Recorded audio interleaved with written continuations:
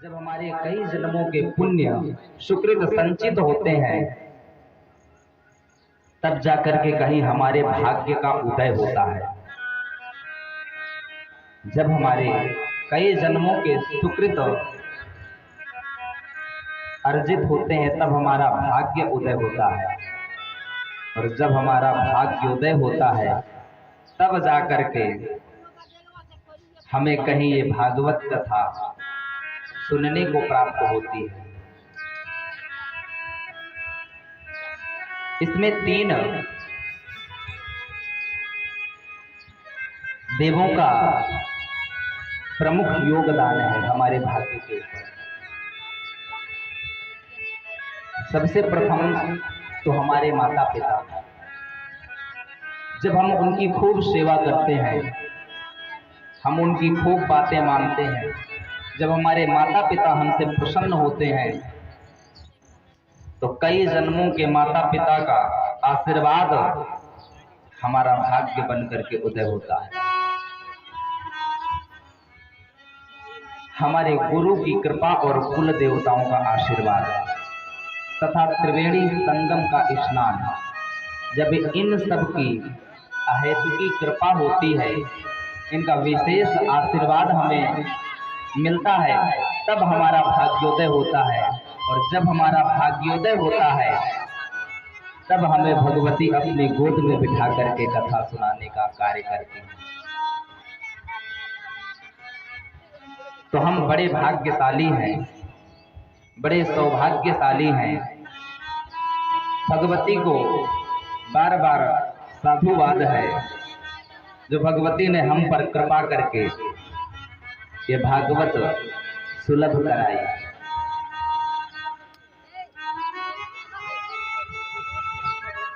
जन्मांतरे भवेत् पुण्यम तदा भागवतम लभेत। भागवत जी में आया है, जन्मांतरे भवेत् पुण्यम तदा भागवतम लभेत। कदा भागवतम लभेत, तदा जब हमारे जन्मों का सुकृत अर्चित होकर के भाग्य बनता है, तब प्राप्त होता है। आज हम आप सभी भगवती की गोद में बैठ करके प्रथम दिवस की कथा श्रवण कर रहे हैं। तो सबसे पहले तो हमें ये जानना जरूरी है कि भागवत है क्या, जिसे सुनने के लिए हम लोग यहाँ उपस्थित हुए हैं, जिसे श्रवण करने हेतु हम लोग यहाँ एकत्रित हैं। वो है क्या, वो भागवत क्या है, भागवत किसे कहते हैं। तो सबसे पहले हम इसका विवेचन करते हैं कि भागवत क्या है। जब हमें जिसके बारे में संपूर्ण जानकारी प्राप्त हो जाए, जैसे हमारे पास कोई व्यक्ति आए और वो हमसे बोले नहीं, हम उनसे बोले नहीं, तो एक दूसरे का परिचय होना संभव नहीं है। एक दूसरे से हमें वार्तालाप करनी ही होगी, तब जाकर के हमारा परिचय होगा। तो हम आप सब भागवत श्रवण करने के हेतु एकत्रित तो हुए हैं, लेकिन इसमें हमें वार्ता करनी होगी कि भागवत है क्या। जब हम पूछेंगे कि हे भागवत आप क्या हैं, यह प्रश्न आप सबका होगा, तो भागवत अपना परिचय देगी कि मैं क्या हूँ। भासते सर्वलोकेषु गीयते नारदादिभिः, वर्तते सर्वशास्त्रेषु तारते भवसागरात्। भागवत क्या है, भासते सर्वलोकेषु, जो समस्त लोकों में भासित हो, जिसका पुण्य प्रकाश समस्त लोकों में प्रकाशित हो, वो भागवत है। जिसका गुणगान नारद की वीणा कर रही हो, जिसका तीनों लोकों में नारद जी गुणगान कर रहे हो, सबको जिसके द्वारा सन्मार्ग पर ले जा रहे हो, वो भागवत है। जिसका सभी शास्त्रों में, वेदों में, पुराणों में वर्णन हो, जिक्र हो, वो भागवत है। और जिसके द्वारा व्यक्ति का मोक्ष हो जाए, व्यक्ति मुक्त हो जाए, जिसे श्रवण करके मुक्ति प्राप्त हो जाए, वो भागवत है।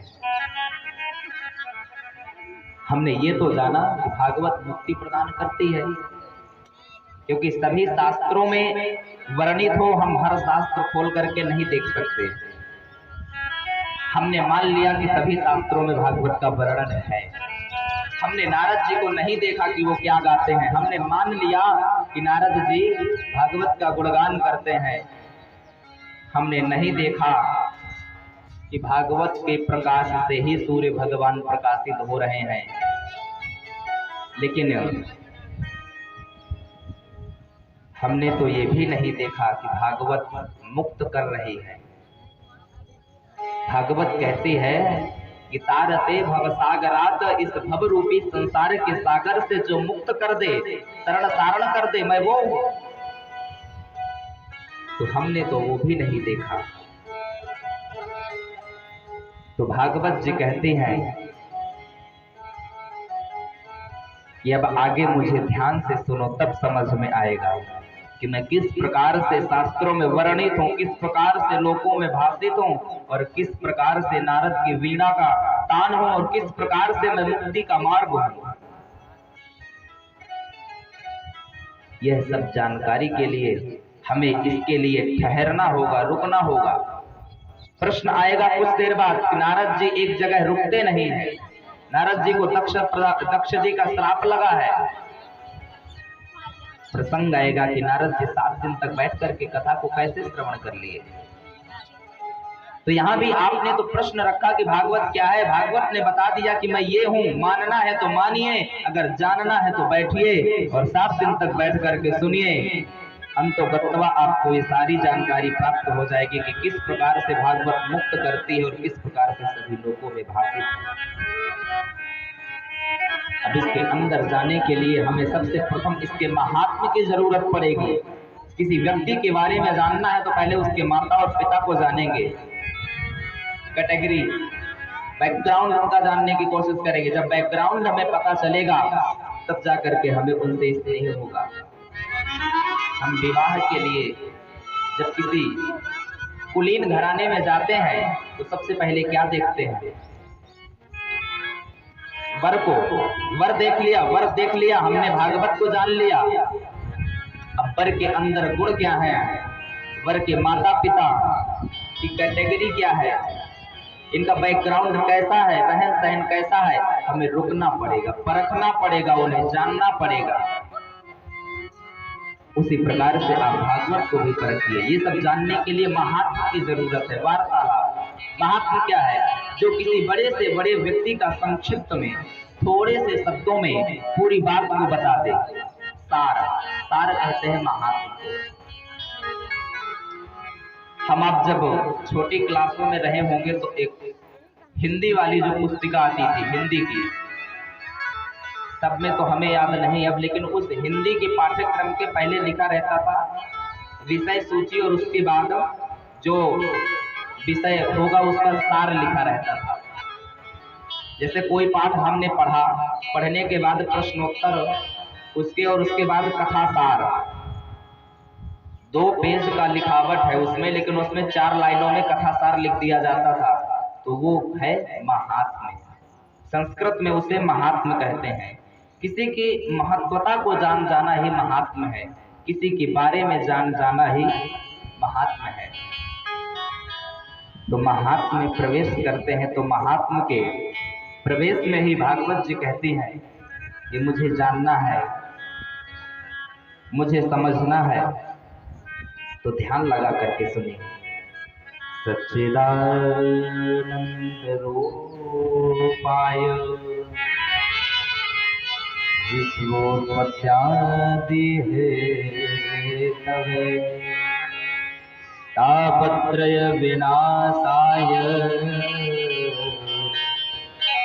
श्रीकृष्णाय वयं नुमः। वयम नुमः कृष्णाय पादारविंदम। भगवान श्री कृष्ण के चरणों में हम सब नमन करते हैं, वंदन करते हैं। भगवत जी के महात्मा का प्रथम श्लोक है सच्चिदानंद रूपाय। इसमें तीन बातें कही गई हैं भगवान के स्वरूप का वर्णन। इस श्लोक में तीन बातें कही गई हैं, जिसमें से प्रथम में भगवान के स्वरूप का वर्णन किया गया है। इस श्लोक के माध्यम से भगवत जी को जानना है तो इसके मुख्य कोई देव होंगे, हम उन देव के बारे में जानेंगे। हमने उदाहरण दिया, गए किसी के यहाँ वर ढूंढने के लिए तो पहले तो हम लड़का देखेंगे और इसके बाद उस कुलीन परिवार का आकलन करेंगे, जानकारी लेंगे। तो इसमें लड़का कौन है, वर कौन है, इसके अधिष्ठाता देव कौन है, हमें प्रथम ये जानकारी लेना है। तो इसके देव कौन है, श्री कृष्णाय वयम नमः। भगवान श्री कृष्ण योगेश्वरेश्वर भगवान श्री कृष्ण इसके प्रमुख मुख्य देव है। तो भगवान श्री कृष्ण के चरणों में हम आप सब, व्यास जी ने ये नहीं लिखा कि मैं नमन करता हूं, मैं प्रणाम करता हूं, नहीं। श्री कृष्णाय वयम, अहम आवाम वयम, हम सब मिलकर के भगवान श्री कृष्ण के चरणों में प्रणाम करते हैं। कैसे हैं भगवान श्री कृष्ण, अब वो कृष्ण कैसे हैं, इनका स्वरूप कैसा है, इनकी बोलचाल भाषा कैसी है, रहन सहन की शैली कैसी है, स्वभाव कैसा है, ये सब जानकारी हमें ठहर करके प्राप्त होगी। तो आज से 7 दिवस पर्यंत तक हम आप सब यहीं ठहर जाते हैं और कथा को ध्यान से मन लगा करके श्रवण करते हैं। मेरा विशेष आग्रह रहेगा सभी धर्म बंधुओं से कि जितनी भी कथा आप सुने, मेरा सुनाने का जो फल प्राप्त होगा वो मुझे कब प्राप्त होगा, बताइए। फल की इच्छा किसे नहीं है। हम जरा सा भी कर्म करते हैं तो हम चाहते हैं कि इसके बदले में हमें फल मिले। हम आम का पेड़ भी लगाते हैं तो चाहते हैं कि 1 साल के अंदर ये फल दे। जरा सा भी, छोटा सा भी हमारा कर्म होगा तो उसमें हमारी फलाशा भरी पड़ी है, फल की इतनी बड़ी आशा है कि अब पूछिए ही मत। तो जब सबके अंदर फल की कामना होती है तो क्या हमारे अंदर नहीं होगी कि हमें जो सुनाने का फल मिलेगा वो कब मिलेगा। आप लोग तो श्रवण कर लेंगे, आपको श्रवण करने का फल मिल गया। भागवत जी ही नहीं, हमारा सनातन धर्म कहता है कि कहने से ज्यादा सुनने वाले को पुण्य फल प्राप्त होता है। और सबसे ज्यादा कठिनता किसे प्राप्त होती है, कहने वाले को। और सबसे ज्यादा फल किसे मिलता है, सुनने वाले को। तो बताइए, कठिनता से कार्य करने वाला, कहने वाला व्यक्ति अगर उसे जरा सा भी फल मिल जाए तो उसी में ही वो संतुष्ट होने की कोशिश करता है। तो आप लोग उसके फल को मत छीनिएगा। हमें यह कथा श्रवण कराने का फल तभी प्राप्त होगा जब आप लोग उस कथा को श्रवण करके अपने जीवन में उतार लेंगे। कोई भी देवी देवता स्वार्थ के लिए, स्वहितार्थ कोई भी कार्य नहीं करते। अगर वो आपसे एक नारियल भी लेते हैं तो केवल आपके लिए लेते हैं, अपने लिए नहीं लेते। आपसे अगर वो 2 अगरबत्ती भी मांगते हैं, 1 लोटा जल भी मांगते हैं तो केवल आपके लिए मांगते हैं, अपने लिए नहीं मांगते हैं। जरा गौर करिए, आप भगवान को अगर जल अर्पित कर रहे हैं तो उसका फल तो आपको मिलेगा, भगवान को तो नहीं। भगवती अगर आपको कह रही है कि आप कथा श्रवण कराइए तो उस कथा का फल आपको मिलने वाला है। जो सब पुरुष होते हैं, जो सच्चे देव होते हैं, वो स्वार्थ के लिए नहीं, परमार्थ के लिए कार्य किया करते हैं। कदाचित इसमें मैं ये 100% कह सकता हूँ कि भगवती का कोई स्वार्थ नहीं है। केवल यह जनमानस सुखमय हो जाए, यह क्षेत्र, यह वातावरण शुद्ध हो जाए, आनंदित रहे, मंगलमय इनका जीवन हो। जरूर इसीलिए प्रतिवर्ष इस कथा का आयोजन करने का आदेश दिया है। आज व्यक्ति के पास 10 मिनट का समय नहीं होता है। 3 घंटे की कथा में 2 घंटे का समय किसी तरह निकाल करके आएंगे, अगर बैठेंगे, कथा श्रवण करेंगे तो पुण्य फल उन्हें मिलेगा, भगवती को नहीं। देवों को क्या हम कथा सुना सकते हैं, या देवताओं का हम पूजन कर सकते हैं, या देवताओं को प्रसन्न कर सकते हैं? क्या हम में सामर्थ्य है? नहीं। हम में इतना सामर्थ्य है कि अगर हमारे अंदर भाव है तो देव नहीं, महादेव को भी हम अपने बस में कर लेंगे। और अगर भाव नहीं है, केवल उनके कथनानुसार उनके आदेश का पालन करना है, तो एक पिता के 4 बेटे होते हैं। एक पिता के 4 बेटे होते हैं। 4 बेटों में एक शत्रु पुत्र होता है, एक ऋणबंधी पुत्र होता है, एक उदासीन पुत्र होता है और एक मित्र पुत्र होता है। चारों के अलग अलग प्रकार होते हैं। तो जरूरी नहीं कि जो ऋणबंधी पुत्र है वो उदासीन होकर के कार्य कर देगा। जरूरी नहीं कि जो मित्र पुत्र है वो शत्रु पुत्र होकर के आपका कार्य कर देगा। पृथक होंगे, सब अलग अलग होंगे, सभी की मनोदशा एक हो, सबका कल्याण हो, सब भगवान की भक्ति में लगे, अपनी मुक्ति का दरवाजा खोले। केवल भगवती का यही इसमें स्वार्थ है कि मेरा भक्त मुक्त हो जाए। अगर आप ये कहें कि भगवती यहाँ प्रतिवर्ष कथा सुनती हैं, तो देवताओं को हम कुछ नहीं सुना सकते, कुछ नहीं कर सकते। उनकी कथा, उन्हीं का नाम हम गुणगान कर रहे हैं। और बताइए, आप अपना नाम दूसरे के व्यक्ति के मुख से कब तक सुनेंगे? 1 बार, 2 बार, 4 बार, 10 बार। कहीं वो व्यक्ति आपको बुरा भी कहेगा, कहीं अच्छा भी कहेगा। कहीं हम भगवान कृष्ण को योगेश्वर कहेंगे तो कहीं चीरहरण की कथा आएगी तो जनमानस में शंका फैल जाएगी।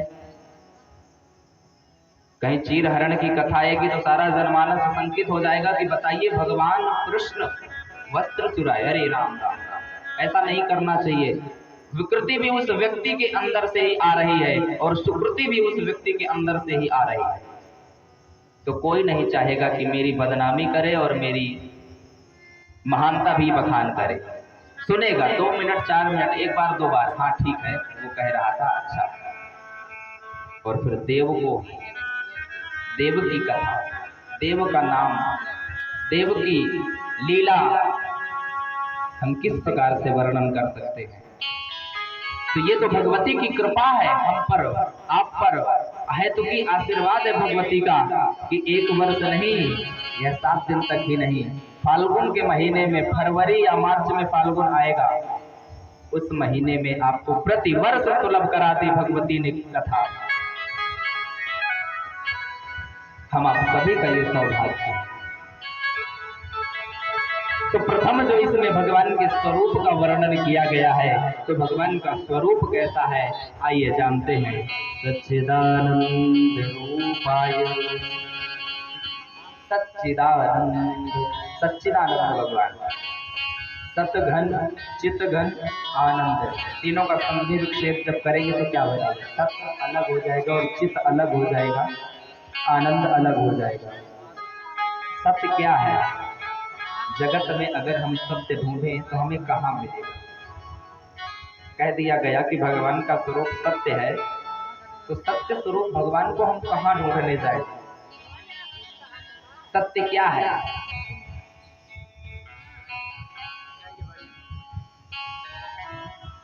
सत्य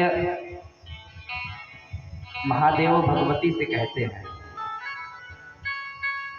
गोस्वामी तुलसीदास जी मानस में लिखते हैं कि सत्य क्या है। बड़ी सुंदर परिभाषा, कितना बड़ा है सत्य। सत्य में ही सब कुछ समाहित है, सत्य में ही सब कुछ समाहित है। और कहा सत्य क्या है, तो गोस्वामी जी ने कितने सुंदर शब्दों में इसी को कहते हैं कि जो गागर में सागर भर दे वही श्रेष्ठ है। हरि भजन जगत सब सपोना, सत हरि भजन जगत सब सपोना। बोले सत्य क्या है? बोले सत्य तो केवल भगवान का कीर्तन है, भगवान का नाम जप है। यहाँ पर सत्य मूर्ति पूजा को भी नहीं बताया है, केवल नाम महिमा बताएं कि सत्य है अगर कुछ तो केवल भगवान का नाम है और कुछ नहीं। मूर्ति पूजा तो भाव से होती है। हमारा भाव है कि ये मूर्त भगवती की है, यहाँ भगवती बैठी है, तब तो हमें फल मिलने वाला है, तब तो ये सत्य है। अगर भाव नहीं है तो ये सत्य नहीं है, ये मूर्ति पत्थर है। अन्य पत्थरों की भांति ये भी पत्थर है। तो यहाँ पे मूर्ति पूजा को भी सत्य नहीं बताया। सत्य क्या बताया? सत हरि भजन जगत सब सपना। यह जगत मिथ्या है, झूठ है, ये सपना है। जैसे सपने में हम सो जाते हैं और सपने में भिखारी से राजा हो जाते हैं, राजा से भिखारी हो जाते हैं, उड़ करके आसमान में चले जाते हैं, आसमान से टपक जाते हैं। क्या क्या नहीं होता सपने में। लेकिन जब कोई भयंकर डरावना सपना आता है तो हमारा हृदय झकझोर कर देता है और हमारी निद्रा टूट जाती है, जग जाते हैं। जब जगते हैं तो जैसे के तैसे, जैसे लेटे थे जैसे सोए थे वैसे ही, कुछ भी नहीं हुआ। और सपने में देख रहे थे कि हम तो आकाश से नीचे गिराए, हाथ पैर गए, गिरते वक्त चिल्लाए कि पैर हाथ गए, और उसी घबराहट के बारे नींद हमारी खुली तो पैर हाथ तुरंत दृष्टि गई, ध्यान गया कि अरे सुरक्षित है, बचे हैं। ये जग क्या है? यह जग है सपना, और सत्य क्या है? भगवान का भजन, भगवान की कथा। सत सोई जो बिनु सत नाही, सत सोई जो बिनु सत नाही, सत सोई जो बिनु सत नाही, चित सोई जो सब घट माही, चित सोई जो सब घट माही। चित क्या है? चित बताए प्रकाश को। प्रकाश सभी जगह होता है, हमारे अंदर भी होता है। जो व्यक्ति अंधा होता है उसे टॉर्च दिखाएंगे आप 12 बजे रात को तो दिखाई देगा? बताइए, अगर 12 बजे रात को किसी अंधे को टॉर्च दिखा करके, बिजली दिखा करके कहेंगे भैया ये मार के चलो, तो क्या उस बिजली का, उस प्रकाश का प्रभाव उसे पड़ेगा? नहीं पड़ेगा। तो चित्त क्या है? प्रकाश। उसे कहाँ से प्रकाश मिला? उसके हृदय से, आत्मा से। अंतःकरण, अंतःचक्षु उसके जागृत है। हमारे 2 नेत्र बाहर है, 2 अंदर है, जिसे अंतःचक्षु कहा जाता है, यानी हृदय के, आत्मा के नेत्र, तो वो खुले होते हैं। और वो क्या है? वो प्रकाश है। और प्रकाश रूप क्या है? चित्त, भगवान है। चित सोई जो घट माही, चित सोई जो सब घट माही। ये वायर लगी है, इलेक्ट्रिक लाइट की वायर है। अब यहाँ पे इसका कनेक्शन दिया गया है। तार यहाँ से आपको एक नहीं 1000 किलोमीटर तक ले जाइए, वहाँ तार को पकड़ लीजिए हाथ से और यहाँ बटन दबाइए, कितना समय लगेगा वहाँ पहुँचने में। अनुभव करिए, अगर 1000 किलोमीटर दूर है तो थोड़ा 1-8 घंटा तो लगना ही चाहिए, क्योंकि पानी का पाइप होता है, पानी चलाते हैं तो पानी जाने में समय लगता है। क्या इस लाइट को, तार को भी, इसके करंट को जाने में समय लगेगा? नहीं। बटन दबाएं कि वहाँ पहुँचे। और बीच में आप हर जगह वायर बंद है, कहीं पे भी खोल लीजिए और ट्यूबलाइट लगाइए, लाइट जल जाएगी। ये तार है, यहाँ से वहाँ तक है, एक लाइट वहाँ है, एक यहाँ है, बीच में कुछ नहीं है, लेकिन इसमें भी प्रकाश है। आप लाइट लगा करके देखिए। तो चित्त स्वरूप परमात्मा कहाँ है? सर्वत्र है। चित्त सोई जो सब घट माही, चित्त सोई जो सब घट माही, आनंद सोई जो करई आनंदा, आनंद सोई जो करई आनंदा, सागर नाम सच्चिदानंदा, सागर नाम सच्चिदानंदा, सागर नाम सच्चिदानंदा, सागर नाम सच्चिदानंदा।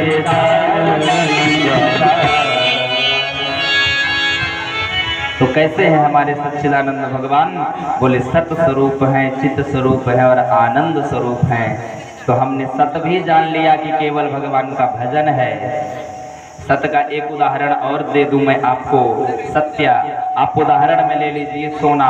आपके पास एक सोने का बिस्किट है, क्या है वो? सोना। आप उसे सुनार के पास ले जाएं और उससे अलग अलग आभूषण बनवा ले, कान का कुंडल बनवा ले, नाक की नथनी बनवा ले, माथ की बेंदी बनवा ले, गले का हार बनवा ले, बन गया। आप उसे धारण किए, उसका नाम क्या हुआ?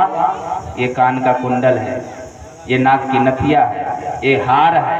सबके नाम अलग हो गए, लेकिन है क्या वो? सोना है वो सोना। नाम उसके अलग, मैले हो गए। समय आया, उतार लिए और सोनार के पास ले गए और कहा भैया इसे कूट करके अब हमें दूसरा एक इसका जंजीर बना दीजिए। सोनार ने उस आभूषण को लिया और उखल में रखा और कूट दिया। कूट दिया तो क्या बचा? वो सोना। पहले क्या था? सोना। बीच में क्या हुआ? आभूषण बना, तो भी वो क्या रहा? सोना। और आभूषण बिगड़ गया तो क्या है? सोना। तो भगवान इसी प्रकार सत्य स्वरूप है, चित्त स्वरूप, प्रकाश स्वरूप भगवान सर्वत्र है, जिन्हें कभी किसी भी लाइट की जरूरत नहीं पड़ती है, जो स्वयं में प्रकाशमान है, जिनके रोम रोम में करोड़ों सूर्य के समान तेज भरा हुआ है, ऐसे भगवान। और तीसरा उनका स्वरूप जो है नाम स्वरूप, वो आनंद। तो भगवान आनंद स्वरूप भी हैं। तो भगवान आनंद स्वरूप है। तो बंधुओं, दुनिया में हर एक शब्द का उल्टा मिल जाएगा। विलोम, धरती का आकाश, गरीब का अमीर, निर्धन का धनी, लेकिन आनंद का नहीं मिलेगा विलोम। ब्रज के एक संत हुए थे, भगवान में बड़ी निष्ठा थी, बड़े प्रेमी थे। किसी भक्त ने पूछा महाराज आप आनंद का विलोम बताइए। अरे कहा भैया आनंद कम है, आनंद का विलोम है परमानंद। तो बंधुओं, आनंद भी वही है और परमानंद भी वही है। वो तो भक्ति में डूबे थे जिन्होंने आनंद का विलोम परमानंद बताया, क्योंकि आनंद एक से हो सकता है और परमानंद सभी से हो सकता है। किसी एक के द्वारा हमें प्रसन्नता मिले, आनंदित हो तो आनंद मिलेगा, और अगर हजार के द्वारा हमें प्रसन्नता मिले तो हमें परमानंद प्राप्त होगा। ये कथा हम अपने घर में बैठा करके सुनते, घर में बुला करके प्राप्त करते तो जरूर हमें आनंद प्राप्त होता। लेकिन आज भगवती अपनी गोद में बिठा करके ये कथा हमें श्रवण करा रही है तो हमें परमानंद प्राप्त हो रहा है। ऐसी कमरे में सोना, दल्लभ का गद्दा हो, बढ़िया तकिया हो, मखमली रजाई हो, सुंदर 56 प्रकार के भोजन हो, और सो करके हम कहें कि आनंद आ गया, तो नहीं, आपको मजा जरूर आ जाएगा। आपको मजा जरूर मिल सकता है ऐसे कमरे में सोने से, 56 प्रकार के भोजन पाने से आपको मजा जरूर मिल सकता है, लेकिन आनंद नहीं प्राप्त होगा। आनंद की प्राप्ति आपको कब होगी? जब आप भगवान के चरणों में बैठ करके भगवान के स्वरूप माधुर्य लीला का वर्णन करते हुए आपके नेत्रों से अश्रु प्रवाहित होने लगे, आपके नेत्र सजल हो जाएं और हृदय से एक आह की आवाज आए कि हे गोविंद, हे भगवती, अब बहुत हो गया, अब तो दर्शन दो, अब तो हमारे ऊपर कृपा करो। उस समय हमारे हृदय से जो अश्रु प्रवाहित होते हैं वो नेत्रों के द्वारा होकर के निकलते हैं, वो आनंद होता है। आज के समय में इंटर की परीक्षा पास करके जब बच्चा अपनी माँ के पास आए और बड़े अच्छे उसके मार्क्स आ गए हैं, परसेंटेज बहुत अच्छे आ गए हैं, 98, 98, 97, 99% वाला जो अपनी माँ के पास जाता है बच्चा और माँ को बताता है, तो जब माँ के सुनती है तो उसके हृदय से जो उद्गार उमड़ता है और उस समय जो अश्रु प्रवाहित होते हैं वो आनंद है। आनंद किसी के कहने से और किसी वस्तु से हमें नहीं प्राप्त होता, आनंद तो हमारे अंदर विराजमान है, आनंद तो हम अपने आप में होंगे।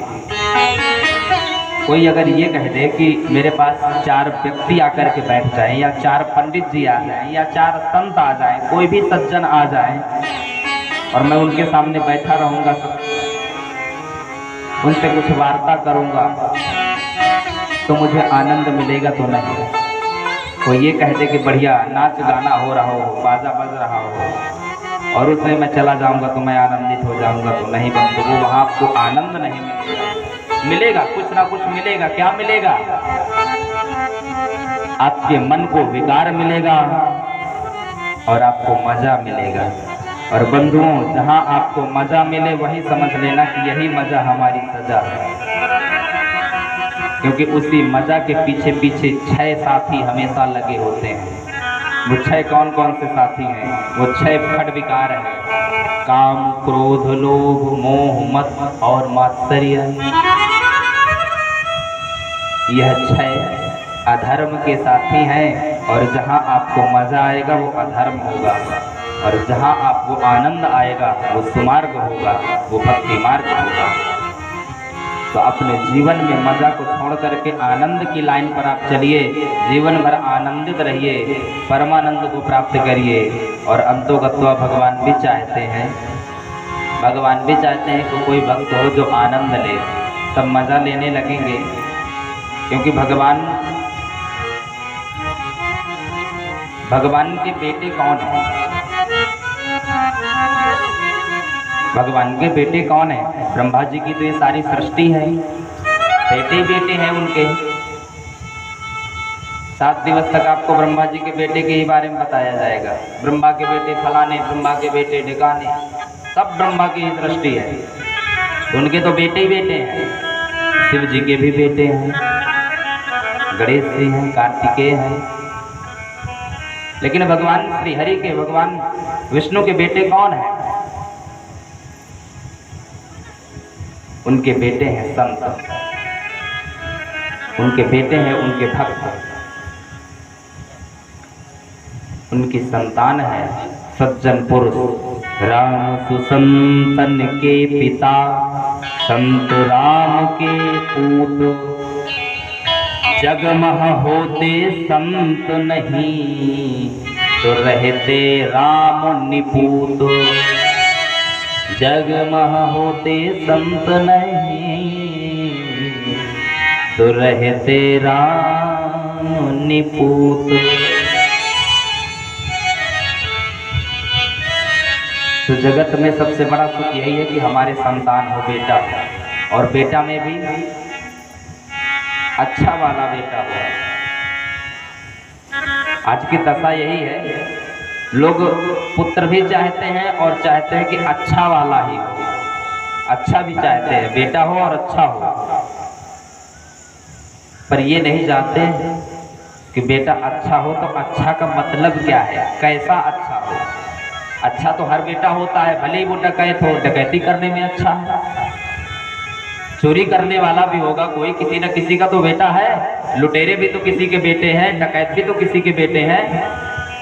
वो अपनी डकैती में अच्छे हैं, अपनी चोरी में अच्छे हैं। कोई व्यभिचारी होगा तो अपने व्यभिचार में अच्छा है। लेकिन ज़्यादातर लोगों को ये नहीं पता कि बेटा अच्छा होता कैसे है। तो बेटा तभी आपको अच्छा प्राप्त होगा जब आपके अंदर अच्छे विचार होंगे। आप अच्छे होंगे तो संतान अच्छी होगी।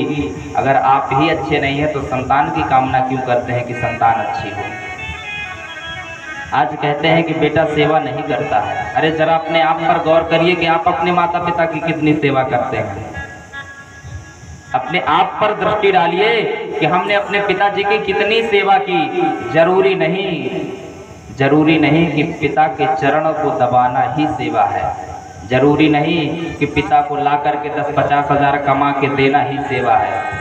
जरूरी नहीं कि पिता को 56 प्रकार का भोजन पवाएं तभी सेवा है। जरूरी ये है कि हम अपने पिता की सलाह से चले और उनकी बात माने, ये सबसे बड़ी सेवा है।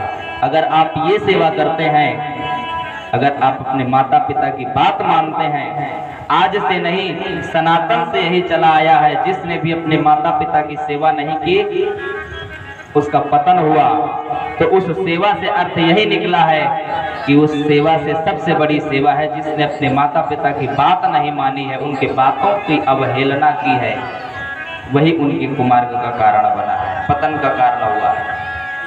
तो बंधुओं, सबसे बड़ी अगर कोई माता पिता गुरु सबकी अगर सेवा है तो केवल है उनका कहना मानना, उनके बताए गए मार्ग पर चलना, उनकी सलाह लेना। अगर पिता बुजुर्ग हैं, वृद्ध हैं, तो जरूरी नहीं है कि आप अपने मन से कार्य कर डालें। उनकी सलाह अवश्य लीजिए। अगर वो अपनी अवस्था के अनुसार आपको कहीं गलत निर्णय दे रहे हैं तो उनसे भी बड़े कोई होंगे। अगर नहीं है तो आप वर्तमान स्थिति को देखते हुए उसे सही कर लीजिए, लेकिन उनका कहना मानिए, उनकी सलाह लेकर के कार्य करिए। अपने हर एक माता पिता अपने बच्चे को आशीर्वाद किस प्रकार से देते हैं, कैसे देते हैं? आपने कभी अनुभव किया कि वो आशीर्वाद कैसे देते हैं? हम घर से परदेश के लिए गए, हम वृंदावन गए, माता जी के पैर छुए तो जरूरी नहीं कि जोर से कहेंगे बेटा खुश रहो, चिरंजीवी भव, आयुष्मान भव, कुछ नहीं बोलेंगे। आपको ज्यादातर हर माता पिता अपने बच्चे को आशीर्वाद में कुछ भी नहीं बोलते हैं। बताइए, अगर आपको अनुभव हो और आप सुनते हो, पैर छूते समय पिताजी या माताजी कोई कहते हो कि बेटा सुखी रहो, चिरंजीवी भवो, आयुष्मान भवो, बहुत कम कहते हैं। लेकिन जो कहते हैं वो उतना ही देते हैं कह करके। आयुष्मान का आशीर्वाद दे दिए तो तुम्हें केवल आयु ही मिलेगी और कुछ नहीं मिलने वाला। अगर कल्याण हो कह दिया तो कल्याण ही होगा। अगर कहा धनवान हो जाओ तो धन ही होगा। जो कहेंगे उतना ही होगा। जो कुछ नहीं कहते हैं वो सब कुछ दे देते हैं। जो कुछ कहते हैं वो कहने के अनुसार ही देते हैं। तो मेरी दृष्टि में तो वही माता पिता का आशीर्वाद धन्य है जो कुछ भी नहीं बोलते, लेकिन उनके हृदय से जो आशीर्वाद प्राप्त होता है, क्योंकि वो हमारे माता पिता हैं तो कोई उनके भी माता पिता होंगे, कोई उनके भी माता पिता होंगे। सबकी यही परंपरा रही होगी, सब ऐसे ही प्रणाम करते रहे होंगे, सब ऐसे ही आशीर्वाद देते रहे होंगे। अगर कुछ भी नहीं कहते हैं तो भी बड़ा आशीर्वाद प्राप्त होता है। आप गौर करिए, किसी व्यक्ति की अगर उसके माता पिता से नहीं बनती है, अगर उसके माता पिता से नहीं बनती है और फिर वो कहीं चरण स्पर्श करने जाए तो क्या वो माता पिता आशीर्वाद नहीं देंगे? देंगे। अगर वो बोल करके आज तक आशीर्वाद देते थे तो आज वो बिना बोले आशीर्वाद देंगे। नहीं बनती, बोल के आशीर्वाद देते थे, उतना ही प्राप्त होता था। और तुम्हारी बनती नहीं है, आज कुछ भी नहीं बोले हैं, लेकिन वो हृदय से कोई भी माता पिता हो, कोई भी माता पिता हो, बेटा कसाई हो या धर्मात्मा हो, जैसा भी होगा होगा वो बेटा है। उनका वात्सल्य, उनका प्रेम बच्चे के लिए हमेशा बना रहेगा। तो सबसे बड़ी आज की अगर कोई सेवा है तो केवल और केवल अपने माता पिता की बात मान लेना, उनकी सलाह ले लेना ही सबसे बड़ी सेवा है। अगर माता पिता प्रसन्न हैं तो देव प्रसन्न है। भगवान कहते हैं मैं पहले नहीं, मैं चौथे नंबर में आता हूँ। प्रत्येक बंधु, प्रत्येक जनमानस ये जान ले कि अगर कुछ ना करके वो मेरे पास आता है तो अधर्म करता है कुछ भी नहीं प्राप्त होगा उसे। उसी प्रकार से उसका पूजन, उसका अर्चन, उसका भजन उसी प्रकार से व्यर्थ है जैसे फूल है। सबसे बड़े यज्ञ का फल इसी में हमें प्राप्त हो जाता है। तो बंधुओं, आनंद स्वरूप भगवान है, आनंद का कोई विलोम नहीं है। सच्चा आनंद तभी प्राप्त होता है। कभी पिताजी कुछ सोच रहे थे कि बेटा बड़ा हो जाएगा, बेटे का अच्छे कुलीन परिवार में शादी करेंगे, संबंध करेंगे। समय नजदीक आया, घर में नौकरानी थी, बेटा नौकरानी को लेकर के 9-2-11 हो गया, कोर्ट मैरिज कर लिया। अब बताइए वहां पे पिताजी के ऊपर क्या गुजरेगी? वहां पे उन्हें आनंद मिलेगा या मजा मिलेगा या दुख मिलेगा? दुख मिला, किसी ने कोई मारा तो नहीं, कहीं कोई चोट तो नहीं लगी, ना पिताजी के ऊपर कोई चोट लगी है, ना ही किसी ने कुछ कहा है, ना ही कोई मारा है, लेकिन कष्ट दुख इतना हुआ कि जो 10-50 लाठी खाने में भी दर्द नहीं होता वो दर्द हुआ। लेकिन कहीं चोट नहीं लगी। कहाँ लगी चोट? अंदर लगी, हृदय में लगी, वज्राघात के समान लगी। जिस प्रकार से हमारे सामने ऐसे दुख आ जाते हैं और दुख का अनुभव हम कर लेते हैं बंधुओं, इसी प्रकार से आनंद भी है। आनंद भी हमारे अंदर से ही उत्पन्न होता है। उसमें किसी भी दिखावे की जरूरत नहीं पड़ती, किसी भी व्यक्ति की जरूरत नहीं पड़ती है। ये व्यक्ति आएगा तभी आनंद मिलेगा, उस व्यक्ति के आने से मजा मिलेगा, आनंद नहीं मिलेगा। तो बंधुओं, आनंद का कोई उल्टा नहीं है। आनंद केवल आपके अंदर ही है, हर व्यक्ति के अंदर है। ईश्वर हर व्यक्ति के अंदर जीव रूप में विराजमान है और वो ईश्वर सत्य है, वो आनंद है, वो प्रकाशवान है। हर व्यक्ति के अंदर, हर जीव के अंदर ईश्वर है, सच्चिदानंद भगवान है। और सच्चिदानंद भगवान का स्वरूप क्या है? सच्चित आनंद। सत्य भी है, प्रकाश भी है और आनंद भी है। तो तीनों व्यक्ति के अंदर है। सत्य भी उसी के अंदर है। सेवा करना है तो व्यक्ति को ही करना है, दूसरे को नहीं।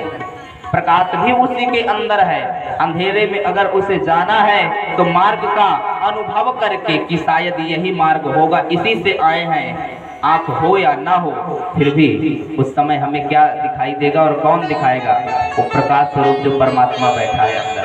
तो प्रकाश भी हमारे ही अंदर है और आनंद भी हमारे अंदर है।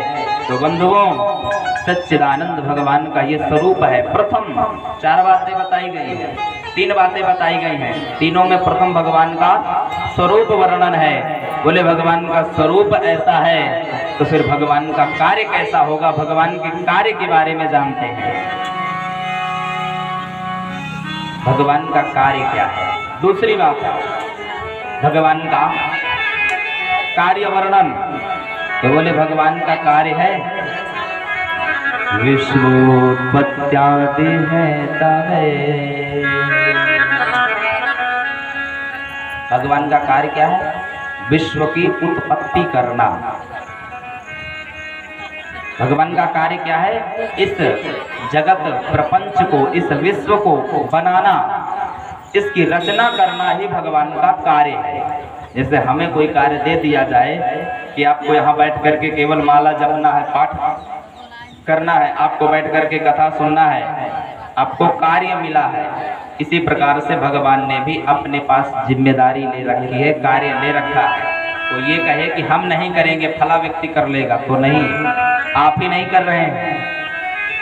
आपके पिता के पिता के पिता के परम पिता भी वहाँ कार्य लिए बैठे हैं, वो भी कार्य करते हैं। केवल एक आप अकेले नहीं है कि आप ही कार्य करते हैं। आप नौकरी करते हैं तो कहते हैं अरे सुबह से ड्यूटी जाओ, ये करो वो करो, इतना कार्य। तो जरा गौर करिए, आप अकेले केवल एक ऑफिस में जाकर के ही कार्य करते हैं, परदेश में जाकर के ही कार्य करते हैं। वो परमात्मा कितना बड़ा कार्य लेकर के बैठा है, सारे विश्व की उत्पत्ति करना, इस विश्व प्रपंच को बनाना, इतना बड़ा उनका कार्य है। तो बोले भगवान का ये कार्य वर्णन है। और तीसरा, भगवान का स्वभाव क्या है? भगवान का स्वरूप हो गया, भगवान का कार्य हो गया, और अब भगवान का स्वभाव कैसा है? तो बोले भगवान का स्वभाव कैसा है? तापत्रय विनाशाय, तापत्रय विनाशाय, तीनों तापों का विनाश करना। जो भगवान की शरण गति ले लेते हैं, शरण गति में चले जाते हैं, तो भगवान उनके तीनों तापों का नाश कर देते हैं। वो तीन ताप कौन से हैं?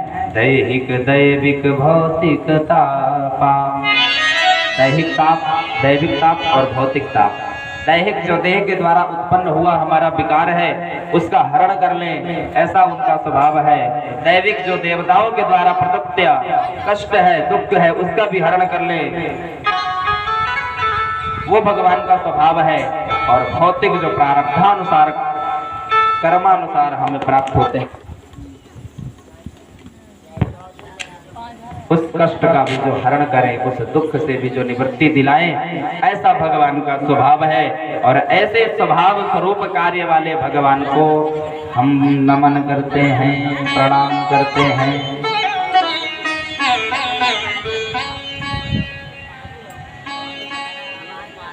दूसरे श्लोक में सुखदेव जी की वंदना की गई है। यम प्रव्रजन्तमनुपेतमपेत कृत्यं द्वैपायनो विरहकातर्या जुहाव पुत्रेति तन्मयतया दुर्गोभिनेदुस् तं सर्वभूतहृदयं मुनिमानतो।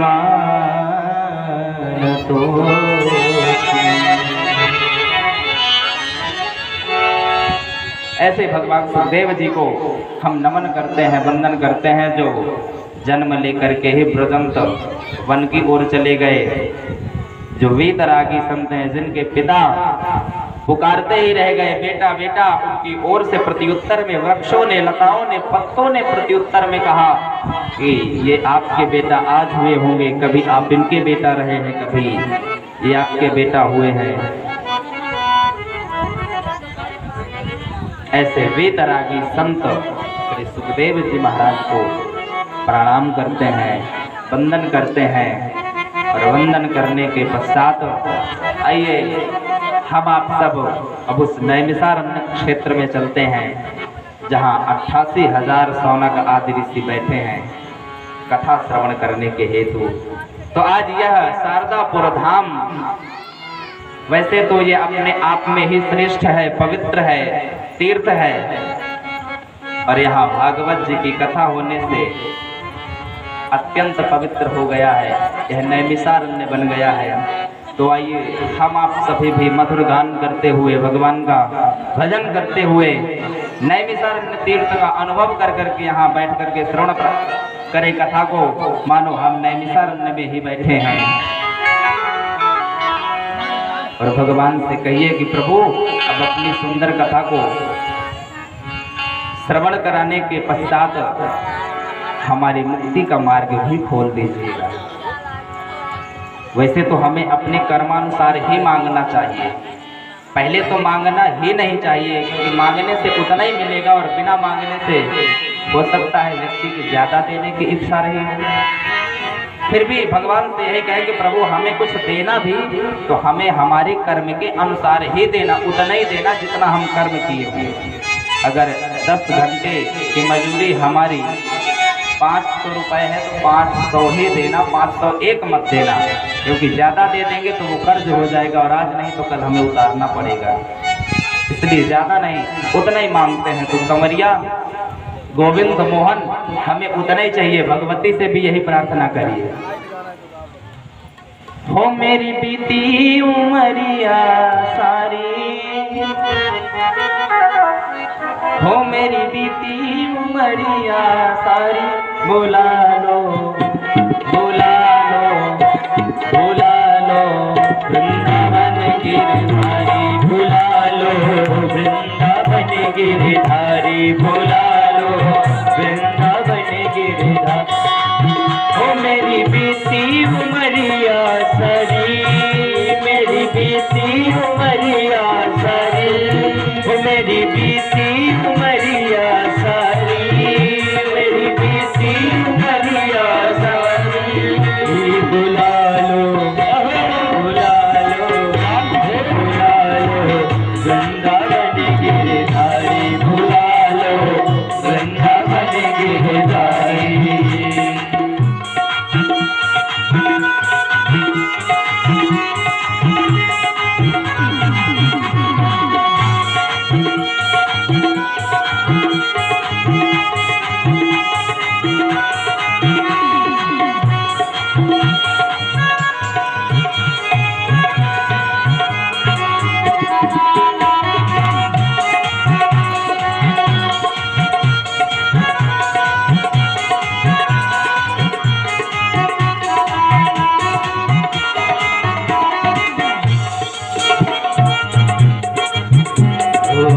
मोह ममता ने डाला घेरा, मोह ममता ने डाला घेरा, मोह ममता ने डाला घेरा, मोह ममता ने डाला घेरा।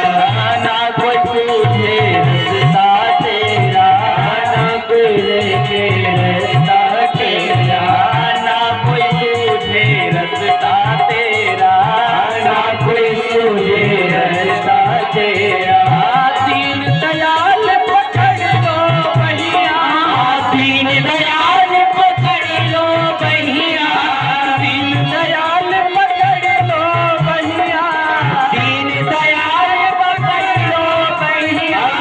केवल आस तिहारी बुला लो, बुला लो, बुला लो, वृंदावन गिरधारी बुला लो, वृंदावन गिरधारी बुला लो, वृंदावन गिरधारी। मेरी बीती उमरिया सारी, ओ मेरी बीती उमरिया सारी, ओ मेरी बीती उमरिया सारी, मेरी बीती उमरिया सारी। बुला लो, बुला लो, बुला लो, वृंदावन गिरधारी बुला लो, वृंदावन गिरधारी बुला लो।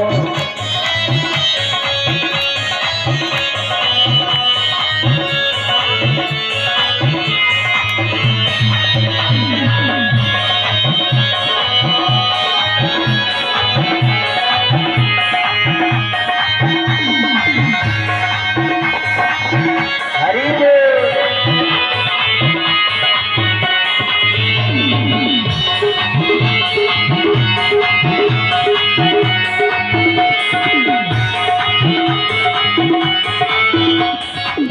करुणा करो मेरे नटवर नागर, करुणा करो मेरे नटवर नागर, करुणा करो मेरे नटवर नागर, करुणा करो मेरे नटवर नागर। जीवन की मेरी खाली गागर, जीवन की मेरी खाली गागर, जीवन की मेरी खाली गागर, जीवन की मेरी खाली गागर। अपनी दया का सागर भर दो, अपनी दया का सागर भर दो, अपनी दया का सागर भर दो, अपनी दया का सागर भर दो।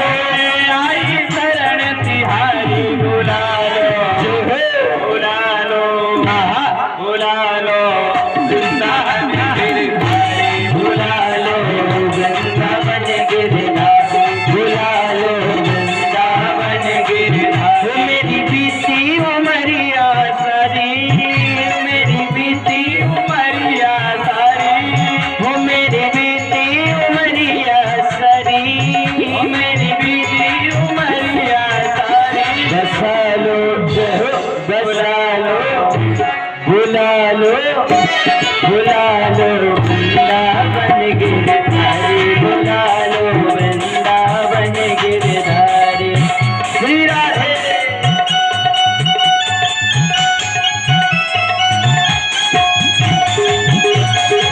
हरि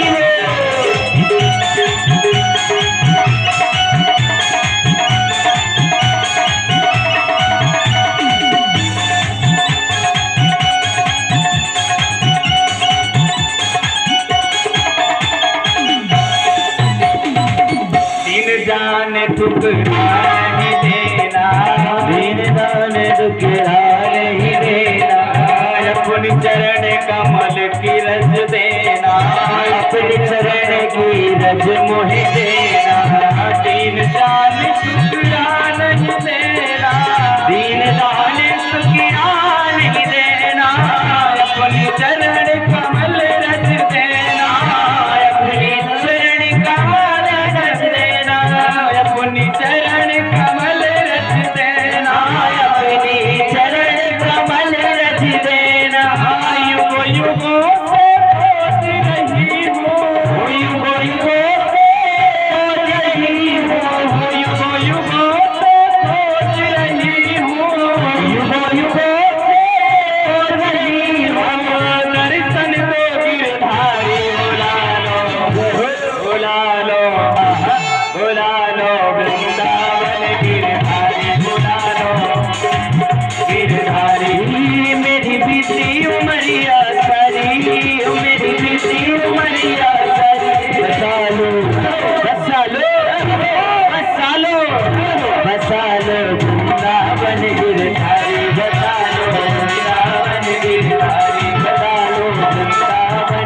बिहारी बना लो वृंदावन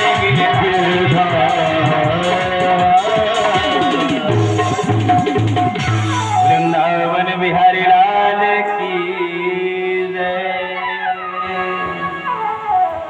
तो आइए हम आप भी नैमिषारण्य क्षेत्र में चलते हैं, जहाँ 88,000 सौनक आदि ऋषि बैठे हैं।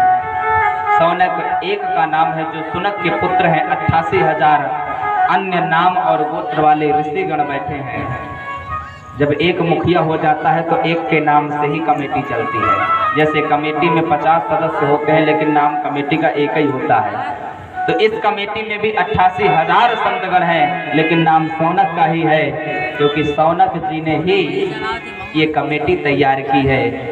ये ऋषि सुनक के पुत्र हैं। सौनक सत्संग के हेतु ये ब्रह्मा जी के पास गए और कहा, महाराज हमें सत्संग करना है, भजन करना है, कीर्तन करना है, कथा श्रवण करना है, कोई सुंदर स्थान बताइए। ब्रह्मा जी ने एक चक्र छोड़ा, कहा जहाँ इसकी नेमी रुक जाए, जहाँ ये चक्र रुक जाए वहीं बैठ करके आप कथा श्रवण करना। आगे आगे वो चक्र चला है, पीछे पीछे वो ऋषिगण चले हैं और देख देख करके अन्य संतगण जुड़ते गए। 88,000 एकत्रित हो गए और नैमिषारण्य में जाकर के, ये एक वन था, जंगल था, अरण्य है, वहाँ उस चक्र की नेमी रुकी, गति रुकी, वो रुक गया, इसलिए वहाँ का नाम नैमिषारण्य पड़ गया। सारे ऋषिगण वहीं बैठ जाते हैं, सत्संग भजन कीर्तन कथा की इच्छा से बैठे हैं। नैमिषे सूतमासीनोमभिवाद्य महामतिं कथामृतरसास्वाद कुशलः सौनको ब्रवीत। कथा श्रवण करने में, कथा सुनने में कुशल सौनक आदि ऋषि आज नैमिषारण्य पर बैठे हैं। तभी इन 88,000 ऋषिगणों के मध्य में सूत जी भगवान का आगमन होता है। सूत जी की आयु मात्र 20 वर्ष की है। ये सूत जी व्यास जी के शिष्य हैं, कुशल प्रवक्ता हैं। 20 वर्ष की आयु है। ज्ञान दूसरे सूर्य के समान इतना तीव्र प्रखर तेज भरा है ज्ञान का। जैसे ही सूत जी का आगमन होता है संत मंडली में, तो सारे संतगण खड़े हो जाते हैं और खड़े होकर के सूत जी भगवान का साधुवाद अभिवादन वंदन करते हैं। सूत जी की आयु 20 वर्ष है। अच्छा नहीं लगा, अरे महाराज आपके सामने तो कई चतुर्युगी बीत गई, आप कितनी लंबी आयु वाले बैठे हैं। मुझ बालक को देख करके आप खड़े क्यों हो गए? मुझ में शंका आ रही है, इसका कारण क्या है? अब तो मुझसे आयु में बड़े हैं, धन में बड़े हैं, बल में बड़े हैं, आप क्यों खड़े हो गए? क्योंकि जब कोई श्रेष्ठ व्यक्ति आता है तभी हम अपना आसन छोड़ते हैं अपना, तभी हम उठ करके खड़े होते हैं। तो उन ऋषियों में से श्रेष्ठ मुखिया सौनक ऋषि ने कहा, हे सूत जी महाराज, आपकी दृष्टि में हम बड़े होंगे, आपके लिए हम आयु में बड़े होंगे, लेकिन हम तो सबसे बड़ा उसी को मानते हैं जो ज्ञान में बड़ा होता है, जो ज्ञानी होता है, विद्वान होता है। धन वृद्धा बल वृद्धा आयु वृद्धा तथैव च ते सर्वेपि ज्ञान वृद्धा किंकिरा शिष्य किंकिरा। बोले सबसे श्रेष्ठ तो हम उसे ही मानते हैं जो ज्ञान में बड़ा हो। तो हे सूत जी महाराज, आप तो ज्ञान में भास्कर सूर्य के समान हैं, आपको देख करके हमें अत्यंत प्रसन्नता हुई। आपका स्वागत है, अभिनंदन है, वंदन है। सुंदर एक आसन लगाया, आसन पर उच्च सिंहासन में बिठा दिए, यथाउचित सामग्री के अनुसार उनका पूजन किया। और अब सूत जी महाराज से वो सौनक आदि ऋषि प्रश्न करते हैं कि हे महाराज, अज्ञान ध्वंस विध्वंस कोटि सूर्य समप्रभा सूताख्यायी कथा सारो मम करुण रसायनम। हे सूत जी महाराज, इस कलिकाल में, इस जीव के, जगत के जीवों के अंदर विराजमान अज्ञान को दूर करने में आप एक नहीं कोटि सूर्य करोड़ों सूर्य के समान है। आपका ज्ञान एक नहीं करोड़ों सूर्य के समान है। इसलिए हम आपसे प्रार्थना करते हैं कि कलयुग में जीवों की बुद्धि क्षीण हो जाती है। मनुष्य पाप कर्म ज्यादा करता है, पुण्य कर्म कम करता है। इसलिए इस कलिकाल के दुख से व्यथित होकर के जनमानस के कल्याणार्थ हम आपसे अपने इन कर्णपुतों का रसायन औषधि, किसी बीमार व्यक्ति को क्या जरूरत होती है औषधि की, दवा की, और हमारे कानों को क्या जरूरत होती है, कानों को कैसी दवाई चाहिए। हम जिस कैटेगरी के होंगे, जो हमारा वर्ग होगा, अगर हम धर्मात्मा हैं तो हम भजन सुनेंगे, हमें कथा की जरूरत होगी, और अगर हम मजा लेने वाले हैं तो हमें ऑर्केस्ट्रा की जरूरत होगी। तो हमारे कानों को किसकी जरूरत है कि आप लोग अपने अपने कैटेगरी के अनुसार जाने। तो जिस व्यक्ति की जैसी मनोदशा होगी उसे उसी प्रकार का संगीत कथा इन कानों के द्वारा रसायन प्राप्त होता है, वह प्राप्त ग्रहण करता है। तो हमारा रसायन तो केवल आपकी वाणी रूपी अमृत को पीना ही है। हे सूत जी महाराज, आपका यह कथा सार जो आपके अंदर जो करोड़ों सूर्य के समान ज्ञान है ना, उस ज्ञान का केवल कथा सार सुनने के लिए हमारे कान लालायित हो रहे हैं। महाराज विनम्र आग्रह है, प्रार्थना है कि जीवों के कल्याण के लिए, जीवों के पथ भ्रष्ट होने से बचने के लिए सुंदर कथा सार, आपके ज्ञान का जो सार हो वो ज्ञान आप हमें सुनाइए। भक्ति ज्ञान विरागोक्ति विवेको वर्धते महान, माया मोह निरासस्य वैष्णवै क्रियते कथम, इह घोरे कलौ प्रायो जीवस्यां सुरतां गतिः, क्लेशाक्रान्तस्य तस्यैव शोधने किं परायणम्। श्रेयसां यद् भवेत् श्रेयः पावनानां च पावनम्, कृष्ण प्राप्तिकरं सस्वत् साधनं तद्वदधुना। हे सूत जी महाराज, भगवान श्री कृष्ण की प्राप्ति का सुंदर साधन आप हमें प्रशस्त कराएं, बतलाएं, क्योंकि पवित्रों में पवित्र देवों की भगवान श्री कृष्ण की कथा ही, उनकी शरणागति ही एकमात्र कल्याण का द्वार है, कल्याण का मार्ग है। इसलिए हे सूत जी महाराज, भगवान श्री कृष्ण की प्राप्ति का आप साधन हमें बतलाएं। हमारे कर्णपुत लालायित हो रहे हैं कि हमें कब आपके ज्ञान का कथासार प्राप्त होगा। क्योंकि हे भगवान, अगर किसी व्यक्ति को चिंतामणि प्राप्त हो जाए, अगर किसी व्यक्ति को चिंतामणि प्राप्त हो जाए तो वह इस जगत के सारे सुखों को प्राप्त कर सकता है। मणि में ये सामर्थ्यता होती है, इस जगत के सारे संपूर्ण पदार्थ आपके सामने ला करके रख देंगे। अगर किसी के पास मणि है, अगर किसी को कल्प वृक्ष की प्राप्ति हो जाए तो स्वर्ग की संपदा ला करके दे देगा। लेकिन महाराज, हे सूत जी महाराज, हे भगवान गुरुदेव, अगर गुरुदेव भगवान प्रसन्न हो जाए तो सबसे बड़ा धन गुरुदेव भगवान दे देते हैं। भगवान के चरणार शरणार गति प्राप्त करा देते हैं, और भगवान के चरण शरण में जाने के बाद कोई आकांक्षा नहीं रह जाती है। चिंता मणिर्लोक सुखम स्वर्ग संपदम, प्रेक्षति गुरुप्रीतो वैकुंठम योगी दुर्लभम। योगियों के भी दुर्लभ, योगियों को भी न प्राप्त होने वाले भगवान को प्राप्त करा देते हैं गुरुदेव। इसलिए प्रार्थना है आप हमें अपने ज्ञान का कथासार हमें श्रवण कराएं, जिससे समस्त जीवों का मोह का नाश हो, अज्ञान का विनाश हो और भगवान के चित्त स्वरूप प्रकाश का प्रकाश हो।